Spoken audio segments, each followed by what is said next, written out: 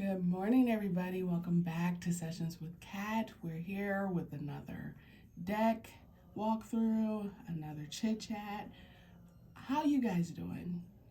Has your week been good? Are you doing well? Are you holding space for yourself, not just for everybody else, right? Are you taking care of you? I want to get this out the way. Remember to like, share, comment, and subscribe. Also, if you didn't pay attention to the video from earlier this week, there are some important updates in there, and they're at the end, so you'll have to either listen to or fast forward to get to them. That being said, let's get into this. So we're gonna tackle something different this week, and I'm gonna briefly discuss these things in like the next 7 to 9 videos, because we're gonna go over the 7 to 9 main chakras, and I'll just tell you how I work with them. I don't know how everybody else works with them. I just know how I work with them and what I do to assist others and myself with each chakra, and tools that you can use to help yourself, things of that nature. But this will be brief, not really like brief. I mean, it's still gonna be a whole video, but it won't be as in depth as some of you may want it to be. If you want something more in depth, I do have a class on the chakras, and I'll be more than happy to do either a one-on-one class or, a class up to about 5 individuals, because any more than that, it gets kind of chaotic. So just let me know if that's what you guys want. So let's get started. So we're going to go through the Ibiza Tarot, the Oracle of Tanit. And if you don't know who Tanit is, she is more of a Mediterranean goddess, Greek, African, just depends on where you're from, okay, like how you view her. I'm walking through this deck because, one, I think this is a really good beginner deck. If you don't want a full deck, but you want the guts of a deck, this would be a good deck for that, okay? This is the 22 major arcana, the court cards, so not the not the full minor arcana, just the court cards, and then 1 extra card. And I think this is helpful because it kind of gives you a glimpse into tarot. If you don't want to play with 78 cards, this is a good glimpse. It's like, almost like using like playing cards or like an oracle deck almost. And you'll see once I start showing you guys the cards what I mean by that. But I think this is a good deck if you want a beginner deck and you don't want to use all of the cards. You don't technically need all of the minor cards, but they're helpful. I'll just say it that way. So this is the box. If you're looking for this, I purchased this on Amazon. That much I do know. I just, I purchased it on Amazon along with the other deck by this group. If I can find the link, I'll put it in the description box. But this is the book. I won't say that you need it, but if you're a beginner, this is helpful. It is, kind of on the meatier side. So, if you're a beginner, I would say you should go ahead and use that. So, but let's talk. Let's get into it, because I done wasted like 5 minutes of your time talking about that shit. Let's get into it. Let's talk about the root chakra, okay? And really, let me rephrase, because we might be going over like 10 or 11 chakras. You have your root chakra, and below that is your earth star, okay, which is a chakra, but it's your earth star. And you can't forget that. That is kind of like, I'll explain, but we're going to go over the earth and the root star and how I work with those and how you can work with it on your own, okay? So you have your earth star and your root chakra. And the root is where your safety, your family, money, all of those physical things, that's sitting in that root chakra, okay? It's also sitting in your earth star, okay? So the two kind of work really hand in hand. Also sitting there is your past lifelines, your ancestral lines, and the line to your Akashic records. And if you know anything about what I do read your Akashic records, and I look at all of that when I'm doing energy work. Okay, my goal is to go in. Number one, look for any karmic lines, because if you're meant to learn certain lessons in this lifetime, I can't do any work on those. Okay. I know some of y'all like, wait, what the fuck? Like, yeah, you see all of that in those two chakra areas, okay? I look at your karmic lines, and then I look at your past lifelines. I look at your ancestral lines. I look to see if there's anything going on that may have pulled from generational bullshit and decided to come into this lifetime. I look at all of that. That is the root system to your personal tree of life. And it goes deep, okay? I mean, I get to see lifetime after lifetime after lifetime, and I get to see where soul fragments may still be. And sometimes those soul fragments are still in a past life, right? I get to look at all that, right? And I look to check the color of those two chakras, okay? So your earth star is black, okay? It's black. And if you know of the soul star, your soul chakra up above your crown there, it's white, okay? I look at your earth star to make sure it is a proper shade of black. I know you guys are like, what shade of black could it be? Like, each of you have your own shade of black, but it should be black, okay? And I look to see if the cord coming from it has been cut, ripped, torn, if it's leaking anything, what have you. I look at all of that, okay? In those two chakras, I can see if you have any blockages to your money line, any blockages to your health, anything that could affect you, that might be affecting you in this current life. I look at all of that. So the first thing I do when I'm doing any type of energy work, I'm looking at those two chakras to see what the fuck is in your way, okay? And I start there, right? I don't look at any of the other chakras yet, because most of my work is in the lower three chakras, which is, well, the lower four, your solar plexus, your sacral, your root, and then your earth star. But I start with the earth and the root, okay?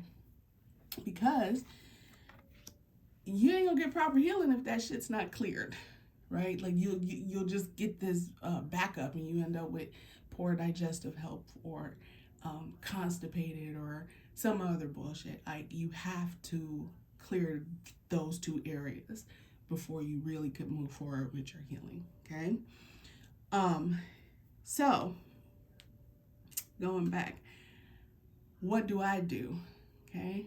If I need to clear any ancestral lines, meaning you have some bad roots in there, some bad roots, I clear those. I let your team show me whatever I need to know from past lifetimes, which is also in your Akashic record, so they give me both at the same time. What you needed to learn in that past lifetime that you might be learning in this one, and then I apply the healing in there, and, well, not me, I allow spirit to apply the healing in there so that you can learn that lesson a little bit more easily and with a little bit more grace, okay? I also look at if your karmic lines, right? Now, there are some karmic lines that need to be cleared. You might have already learned a lesson, and there's just remnants there. So I try to remove anything like that. But if there's a lesson that you still have not learned, I leave that karmic line. I don't have a choice. If I go and remove it, I'm taking away from your experience in this lifetime, and that's not my goal. My goal is to help you have a more enjoyable, a more peaceful, more what's the word I'm looking for? Like effective and efficient lifetime versus something that you just don't experience any type of breakthrough, if that makes sense. So sometimes we need to go through those karmic lessons so that we can better help someone else, or it might help us with, raising our own children or something like that. I look at all of that, okay? I can also tell if you're dehydrated. I can see all your health problems in those two chakras, right? Because 9 times out of 10, it's sitting right there. So if I tell you to drink water, it's because I saw something, right? That's what's sitting on there. And I look to make sure that there's no rips or tears or leaks or a shattered root or earth star, right? A lot of times if things like that are shattered or are broken to that degree, you might experience vertigo, okay? You might experience dizzy spells, not necessarily vertigo, but dizzy spells, because that's your base, right? That's what kind of that's your platform. So you might experience things of that nature, okay? Now, that's what I do. I'm not telling you fully what I do, but that's generally what I do when I'm looking at that. And then I go in and start pulling in animal medicine, crystals, and things of that nature, okay? But here's what you can do if you don't feel, one, comfortable going to someone to receive energy work, 2, are not financially able to get energy work, 3, you are on a self-healing journey, meaning like you want to do it yourself. Here are some ways you could navigate healing those 2 areas, okay? So we're just going to start with the root this week. Now, you can start outside in or you start inside out. Whichever one is more doable, not easiest, but whichever one is more doable for you, that is what you want to do. So I'm going to give you things you can do on the outside, okay? Number 1, you can shift your diet, okay? And you can include more red or deep red foods, okay? Because 9 times out of 10, black foods are moldy, and you don't want to eat mold, right? So you can eat more red, deep red, pinkish type foods, okay? That will give that chakra the right shade. So it's promoting it to be a little bit more balanced versus unbalanced, whether it's overactive or underactive. You'll know if it's overactive and you'll know if it's underactive, okay? But it's gonna, regardless, how can I say, like, you'll just know, okay? When it's underactive, you're a lot more likely to get sick and experience disruptions of that nature. When it's overactive, you'll more than likely experience like anxiety, things of that nature. So like it just varies, okay? But I just want to let you know that the shade of food that you eat, you're trying to get your chakra back to the right level, okay? And your earth star will get back in tune with that, all right? But that's one thing you can do. Number 2, you can use crystals, okay? Any shade of red, you got pinks. Try not to get the like you can use like mahogany jasper or like a jasper, like red jasper, but if it has like more orange notes to it, don't use that, because that's gonna be more so for your sacral area or that in-between area between the sacral and your root, okay? But you can use that. You can use any black crystal because that's gonna help your earth star. It will also help your root, okay? You can use, I use garnet for the crown, but you can use garnet for your root as well. Like I think that's perfectly acceptable. So you can use crystals. You can wear the color red or wear black. But you don't want to wear too much of it because then it can kind of get you all, unbalanced again. And the whole point is to get you back in balance. So you want to wear it when when you feel like you need it. Okay. These are things you can do outside of doing the inner work. Okay. The other thing too is stay hydrated. Okay, because it'll keep you from being too foggy, but also keep your system running a little bit more smoothly. So this is on the physical level. All right. So those are some things you can do outside. You can journal on the things that, such as family, money, anything like fear related.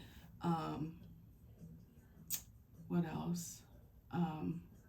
Physical health, stuff like that. You can journal on that. You can do any artwork. Just make sure it's lots of reds and pinks and a little bit of white in there, and also some black. You can do those things, okay? Because truthfully, in your root, in your earth star, your purpose lies in there, right? Because those are the lines we read to see what you actually should be doing. Okay, it's not always up in your third eye or your crown or your soul star. It's down below, because these are things you're supposed to be doing in your living life, your active life, not on the spiritual level. Like the two should meet as one. But a lot of times when people want to know what their purpose is, you can't know your fucking purpose if you got too much shit in the way. Just come put that out there. Okay. So those are stuff you can do outside. Inside, because this is where the heavy work really is. Okay. Meditation is key, but the type of meditation that you do is what's important. Okay. Sometimes it's not just sitting there quiet. Okay. Sometimes it's moving, right? You might need to play some music that gets your lower part moving. It's moving it so that you can kind of like knock the stuck, like, because a lot of times, like when I go in and I'm looking at that chakra, there's a lot of like stuck remnants of bullshit, like old stagnant energy sitting there that doesn't belong. So I try to tell people, like, get on the dance, move, right? Shake your booty, shake your wanny fanny, right? Like, just move, right? Move it. That releases a lot of that energy, and it makes it a lot easier for you to move through it because it wants to move now. You've now gotten unstuck, but you gotta move it like belly dancing. You know how the movements are like on point and sort of stiffly, but also swift and also fluid. You want something like that, okay? That will help get that energy moving. Now, if you do choose to do like a meditation, you want to focus on the color red and also black, kind of mix the two colors together, and then just allow your guides to show you what you need to know, okay? If you are not a visual person and you hear, let them tell you.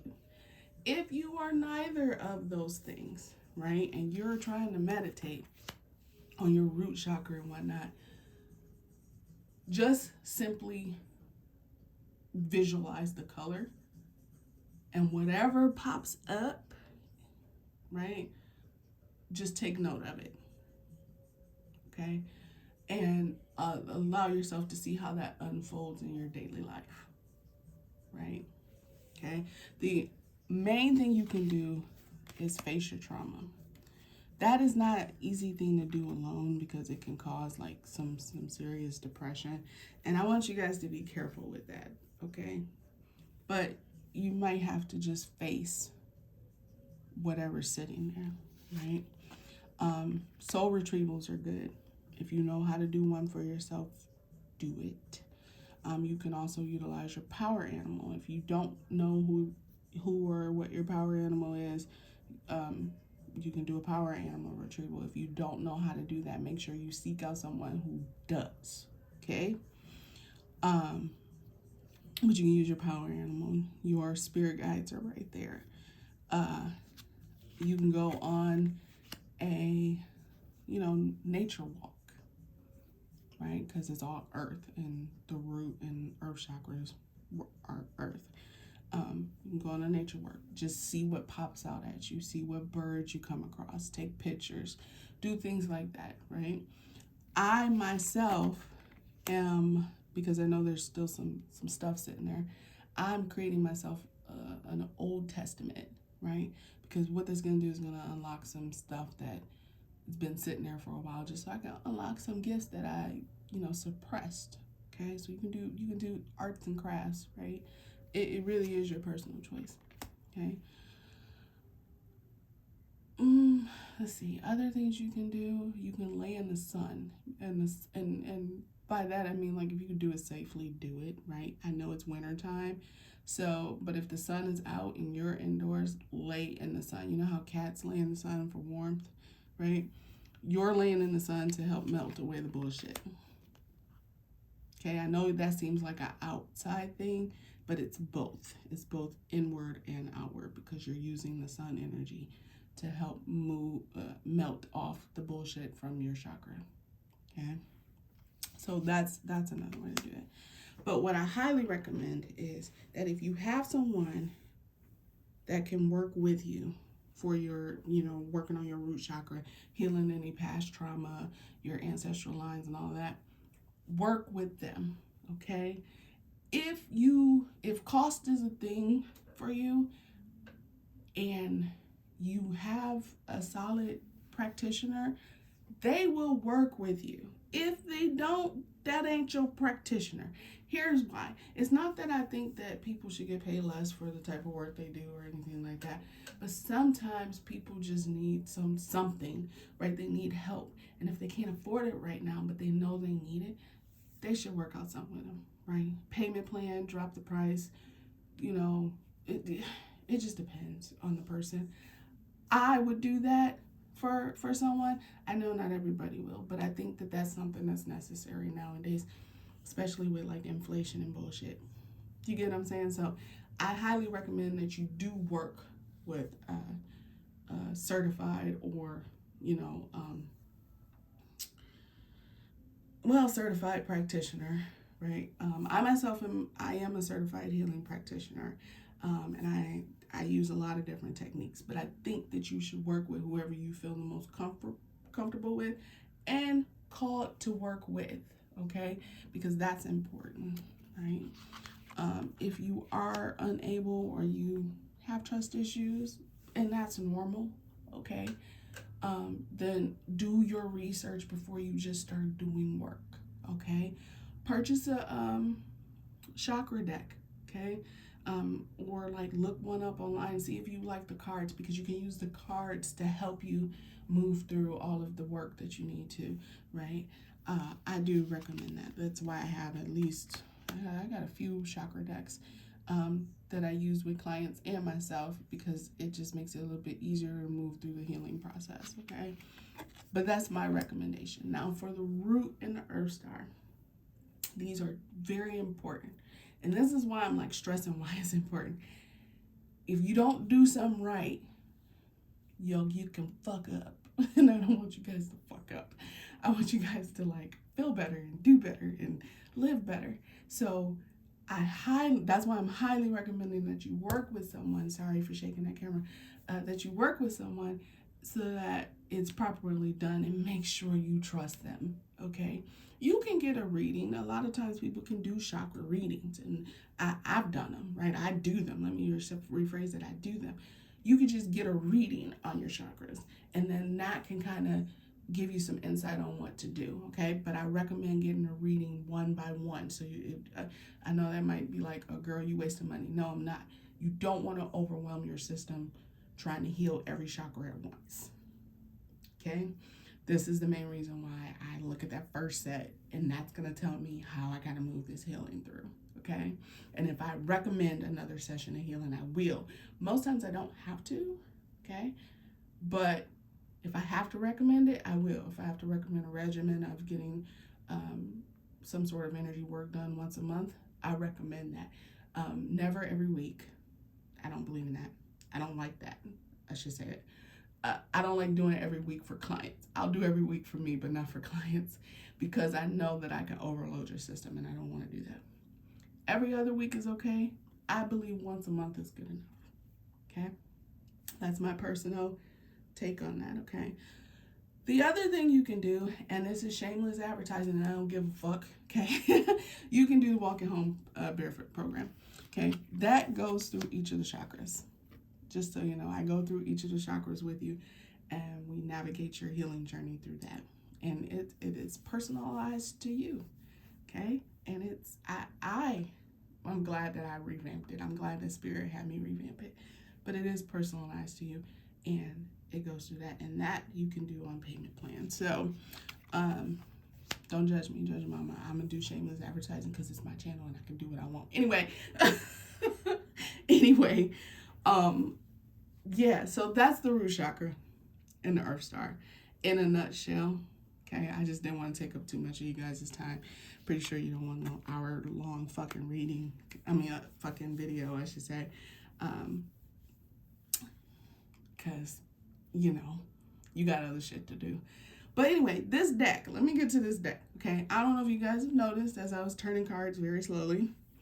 So, we went through the major. There was the extra card in there. If you didn't see it, you gotta go back.